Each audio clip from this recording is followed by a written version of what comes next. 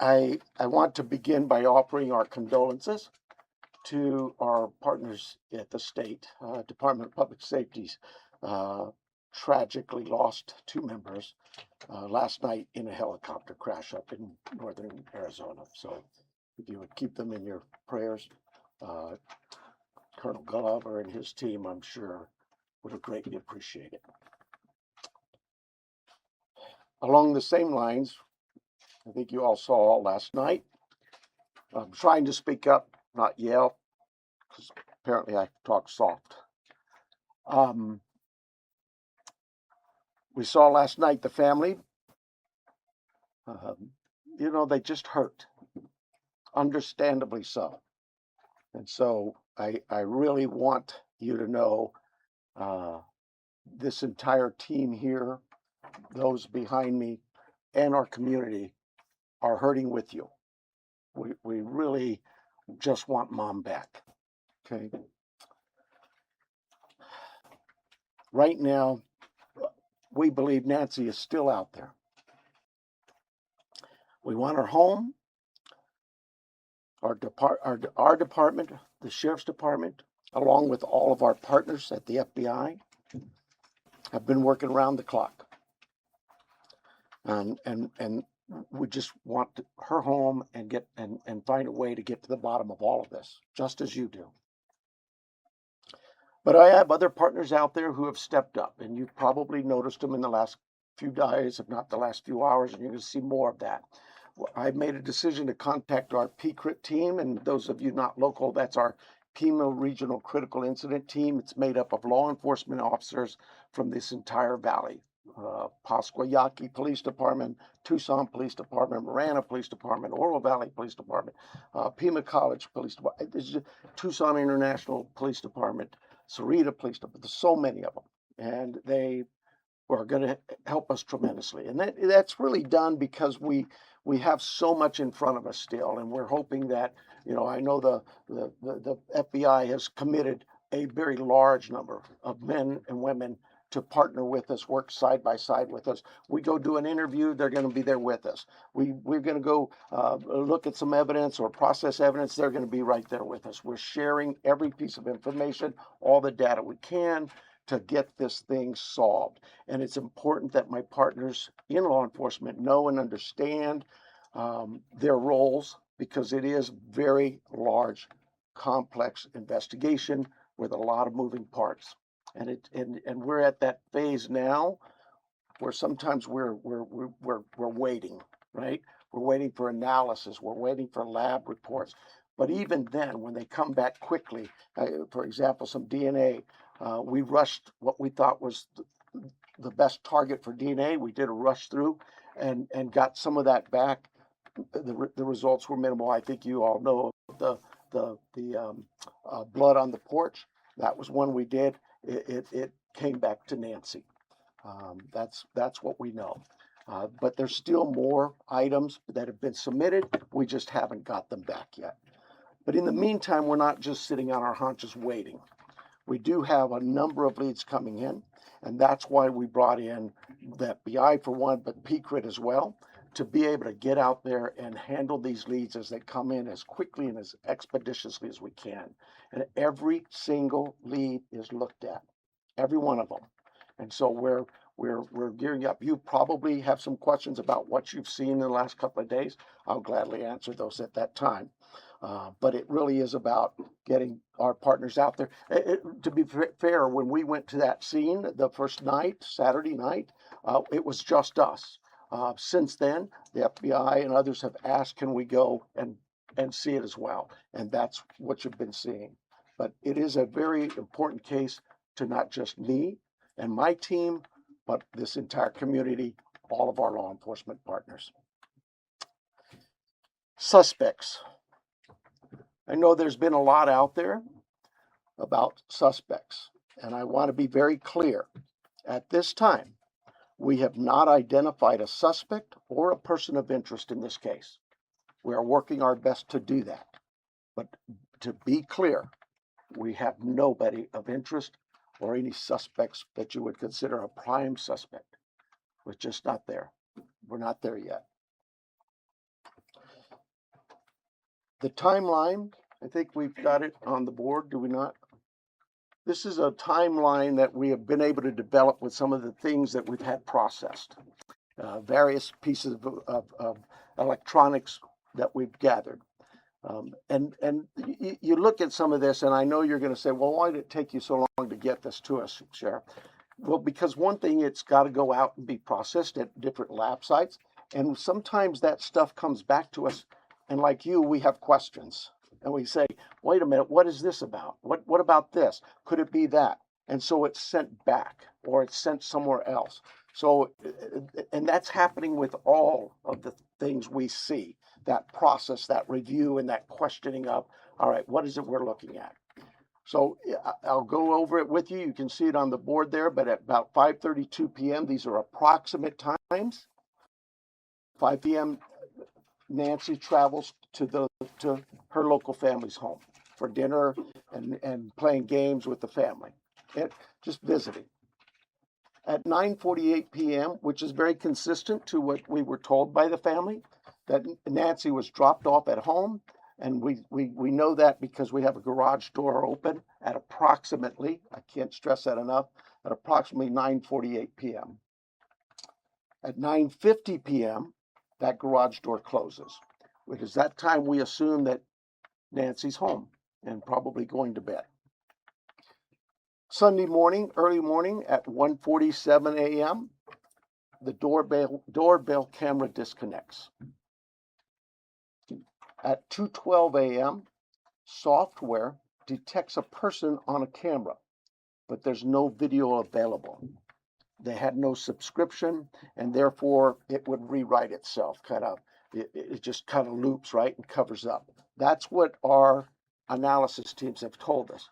We're not done with that. We'll do all we can, but that's what it says. So that detects a person on camera. Could that be an animal? I imagine that's possible. We don't know that. We just have no video, but we're not giving up on that. 2:28, Nancy's pacemaker app shows that it was a disconnect from the phone. And at 11:56 a.m., the family checks on Nancy, discovers her missing, and at 12:03 p.m., 911 is called in to the Pima County Sheriff's Department. I believe it's about approximately 10 minutes later, 12 minutes later, our patrol teams arrive. They see the scene, and we start our response with our search and rescue teams and our detectives from homicide and various units. In fact, every unit here, I think somebody questioned what member out here or this member. Everybody in our criminal investigations team is a part of this team and part of this investigative effort. I think with that, let me make sure.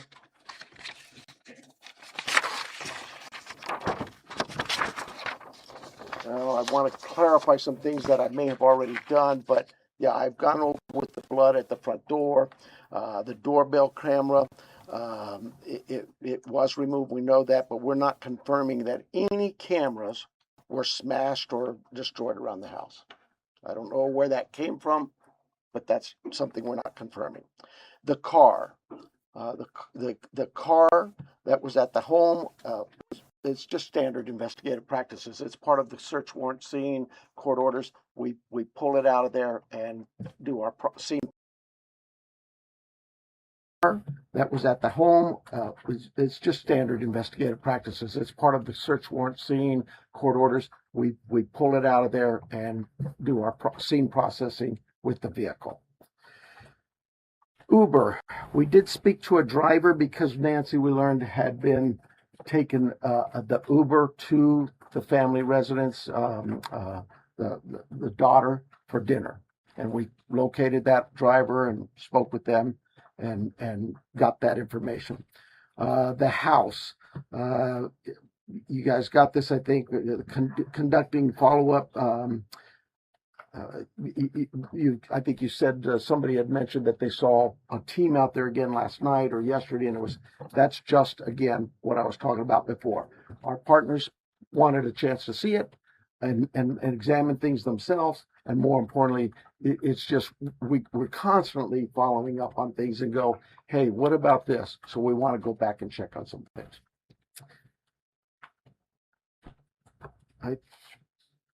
Oh, here's the other thing. Someone had mentioned there was forced entry.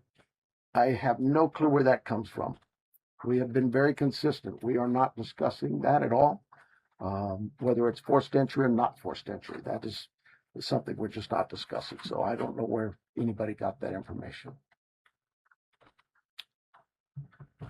I think I am about done with my piece of this. I'm going to bring up here Heath Yankee, and I think you know him if you haven't been here. John Edwards is the assistant agent in charge with the FBI here at the Tucson office.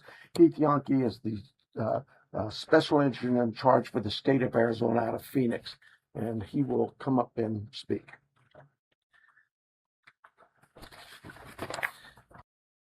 Thank you, Sheriff. Hello, I'm Heath Yankee, the special agent in charge of the FBI's Phoenix Division. First, I want to let the Guthrie family know that our hearts are heavy for them. After seeing your message last night, it is clear that you and your family are in pain. Please know that we are doing everything to bring your mother home. The FBI is now working this case jointly with the Pima County Sheriff's Department, and we're going to start today by announcing a $50,000 reward for information leading to the recovery of Nancy Guthrie and or the arrest and conviction of anyone involved in her disappearance, and this will be the missing persons with the reward that will be going out. The FBI has agents, analysts, and professional staff employees working day and night with our partners at the Sheriff's Department. We have deployed additional intelligence and agents from our Phoenix office. We have brought in our critical incident response group from Quantico, Virginia. Members from our cellular analysis survey team are here, and they continue to collect and process digital information. We are actively reviewing and analyzing information from all digital sources, which includes banks, social media companies, phone companies, and any other organizations where a digital footprint could have been captured. All this information provides data points and helps put the picture together. And we will be in the community continuing to conduct a thorough investigation with our partners. You heard about us out there last night. We will be back out there today. I would ask the media, give our investigators the space to do their jobs while they're out there. Next, regarding the ransom letter. We are aware of a ransom letter that was sent to the local media and then to national outlets. As with every lead, we are taking it seriously. We are in communication with the family, and while we advise and recommend from a law enforcement perspective, any action taken on any ransom is ultimately decided by the family. Thank you to those in the community that have called in tips. For anyone out there that may have information, no matter how small you think it may be, please report it. You can do so by calling 1-800-CALL-FBI or online at tips.fbi.gov. My next message is to those imposters who are trying to take advantage and profit from this situation. We will investigate and ensure you are held accountable for your actions. We have made one arrest related to an imposter ransom demand, and a complaint will be presented to a magistrate judge later today. You will get more on that from the FBI and our U.S. Attorney's Office here in Arizona when it becomes available. To anyone that may be involved, do the right thing. This is an 84-year-old grandma. This is an 84-year-old grandma that needs vital medication for her well-being. You still have the time to do the right thing before this becomes a much worse scenario for you. Please return Nancy home. Thank you. All right, so do you want to call me? You can call them up. Okay, so the first person we're going to start with the list is going to be NBC National, Liz Fritz. Right here. Can you walk us through that timeline from when you believe, if you look at this here, from 147 to 228, what you think happened there and what particular software would have detected somebody on camera? I don't I know we know the software that was there. But I'm not. Sorry, I'm just not in the weeds. So, I know that. Think of your doorbell cameras. Somebody walks up. My wife's. If I walk up, she gets an alert, and it's usually something like that. A person's detected. so to understand then, one, does that mean that it was about a 45-minute span that the suspect or suspects would have been on the property? And then also, does this essentially mean that you've cooperated with the tech companies and you can officially say that no surveillance video is available from the home? We know that the tech company that we sent that camera off to, yes, they've said they've run out of ways to recover any video. And Next was that person, about 45 next minutes? person's gonna be ABC News, Aaron Kapritsky. Yeah, I'm sorry. Was I what was it 45 about- minutes? Can we say it's about a 45-minute span that somebody would have been on the property then, from 147 to 228? Yeah, I think those times speak for themselves, and it is about like I say, those are approximates. So yes. I'm sorry. Who was next? Did you Aaron say? Kapritsky, ABC News. Hi, Sheriff. Thanks very much.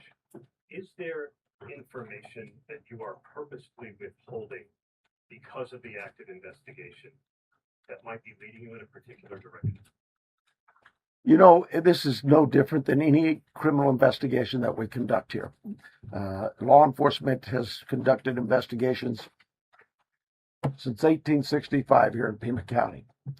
We're always mindful of what it is that's in front of us and what we should release and can release.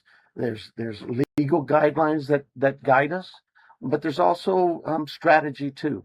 So, I'll leave that for you to determine.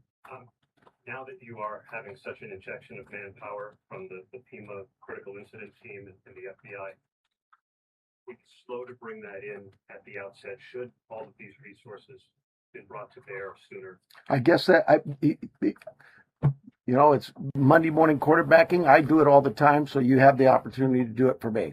I'll take that hit.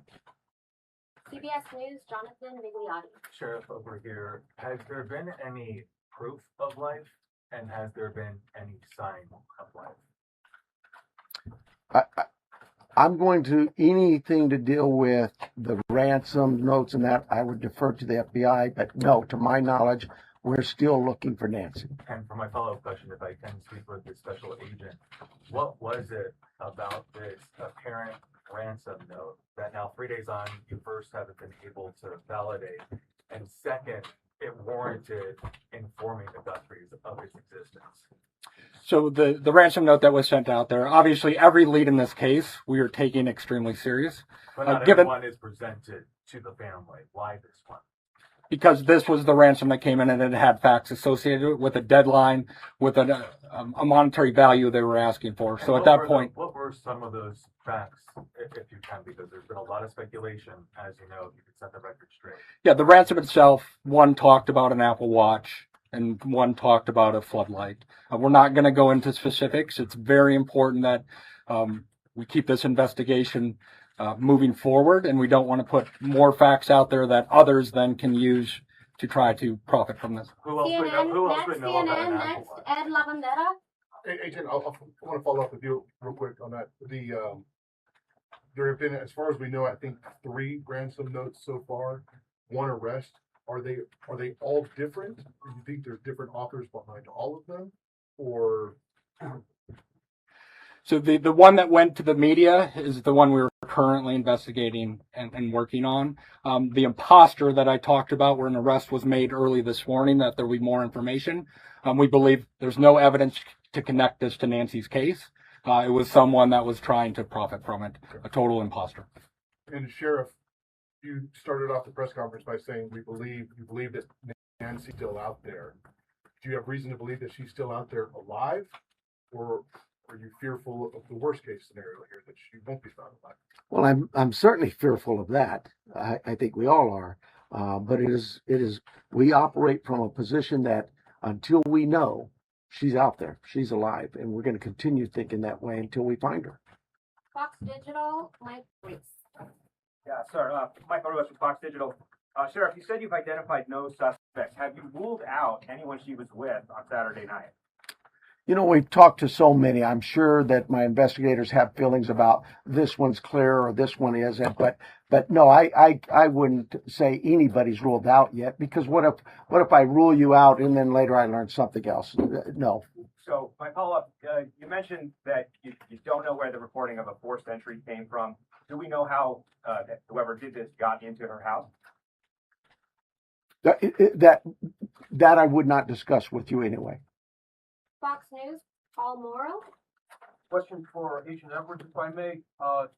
Agent Edwards, will the Bureau be submitting a DNA or investigative genealogical investigation relative to maybe hitting a relative, somebody who walked? I would say the DNA aspect of this case is being handled by the Pima County Sheriff's Department right now. However, should we get to that point, yes, that would be an option for the FBI to assist. And a quick follow-up, does the ransom note that you're working establish any communication protocols? No, it does not. And that is what I think is important, that if someone has Nancy and is demanding the ransom, that there is communication with the family. We talked about has been no proof of life, and there was no other demands within that letter. So they're still waiting for communication. ABC affiliates, Ashley Holden. Right here, Ashley Holden. When you say the doorbell camera was disconnected, do you believe that camera was taken? We do not have it in our possession. We've not located it. And then a follow-up. I know that we've been hearing a lot about ransom notes, or that video that was put out by the Guthrie siblings, and I don't know if this is a question for the FBI or yourself, but the challenges of seeing an image and knowing that it's real. Could one of you address that? Has the family received correspondence and images, video? So, regarding part of the investigation, I think part of that message was, with AI these days, you can make videos that appear to be very real. So we can't just take a video and trust that is a proof of life these days, because of the advancements in AI and trying to actually get a proof of life that we can verify. But we're not going to go into anything the family may or may not have received. KOLD, Catherine Patterson. So, in regards to a timeline on that ransom note, is that being an impact in your investigation? Are we nearing that timeline? I'm sorry, one more time. So, in regards to the timeline in the ransom note, are we nearing that timeline? And is that playing a part in the investigation? We're not going to go again into specifics of that part of the investigation with the ransom note, other than what we've put out there. We've been transparent. We're talking about we are working that ransom demand, but we don't want to go anything further than that could impact any opportunities. So thank you. Is there any additional physical evidence at the crime scene other than the technology that you guys are using for this timeline? Is there anything else that's helping you guys other than really the technology? Well, I think I said on day one is that it's technology that's going to really help us solve this case. But no, I mean, you know, we did do a process of that scene for biological evidence, so we're still hopeful that maybe something will show up there as well. Arizona Republic, Richard Relas. Agent Yankee? Yes. We saw on the scene, I believe it was you, taking a tripod into the home of the sister. How involved was the FBI, if at all, in creating the video? Any advice for the family or what? I would say we use our expertise and provide consultation any time a family would ask for our advice in a kidnapping. It's ultimately the family's decision of put out any messages they put out. But we were, obviously, you're all documenting every move we make. We were there last night in talking with the family. But every decision is theirs. Right, that was a tripod and a ring light. And Sheriff Manos, you said the blood was found on the porch and on the front stoop. Just wanted to verify that. I say porch, front stoop. It's all in that same general area by the front door. Front of the house. Front door, yes. What, given her medical condition and the fact that it was her blood, what would her medical condition do with her recovery if she indeed bled out or was bleeding when she left the house? Well, again, I've got to be careful for HIPAA, but I would say this. We know she is in need of medication, daily medication. And we also know that this is day 4 or 5 and still we don't know that she's getting her medication. That could in itself prove fatal. No, that'll be that question. For KGUN News, we have Craig Smith and Athena. I'll get that for you. I'll do that. Craig? Okay, guys, Athena. Oh, okay. Have you been in communication with anyone who you believe could be the kidnapper? You know, it goes back to what we talked about. Nobody's eliminated, but we just really don't have enough to say, this is our suspect, this is our guy, we know, or our gal. We just don't know that. And it's really kind of reckless to report that someone is a suspect when they could very well be a victim. It just, I bring to you, to the media, I plead with you to be careful of what it is we put out there, because we don't have anybody here listed as a suspect, and you could actually be doing some damage to the case, but you can do some damage to that individual too. This is social media is kind of an ugly world sometimes. And how far out have you expanded your search? You know, I would tell you this, look, nothing's off the table. If we get a lead that there's somebody, hey, you've got this over here or over here, we're going. And that will expand and expand and expand. I think the FBI, with their billboards, they're now planning to put those up at every state around here, at all of our neighboring states. So, we use you, the national media, the FBI with their national outreach, to affect that for us. But as far as the actual investigation, naturally the scene is the primary, and we just keep spreading it out as we get more and more leads. Court TV, Cody Thomas. Right here, Sheriff. Actually, my question is for Agent Yonke. You know, we saw Savannah Guthrie and her sibling family put out that video last night on Instagram addressing, you know, the tragedy that it is, but also addressing the ransom letter saying they're ready to talk. My question is, did the FBI or any other agency help them craft that message to put out on social media? Said to the previous question, we have an expertise when it comes to kidnappings. And when families want advice, consultation, expertise, we will provide that. But the ultimate decisions on what they say and how they put that out rests with the family itself. And as far as suspects, I know we haven't identified one, but what type of suspect or suspects do we think we're dealing with here? At this time, like the sheriff has said, there is no primary suspect identified, so it could run the gamut. So, KPNX, Troy Hayden. Are you actively investigating the son-in-law in this case? Well, there were reports earlier this week and you refuted that. You said you haven't eliminated everybody. Have you eliminated him or come close to it, or are you actively looking at him? We're actively looking at everybody we come across in this case. Everybody. We would be irresponsible if we didn't talk to everybody. The Uber driver, the gardener, the pool person, whoever. Everybody. It's so cliche, but everybody's still a suspect in our eyes. That's just how we look at things and think as cops. Does that mean we have a prime suspect? No, and the family has been very cooperative. They've done everything we've asked of them, and we want that relationship to continue. And sometimes people can be mean out there, and that can really harm us and harm our efforts. Did you find blood anywhere else in the home besides the porch? The only DNA evidence we've got back is on the porch.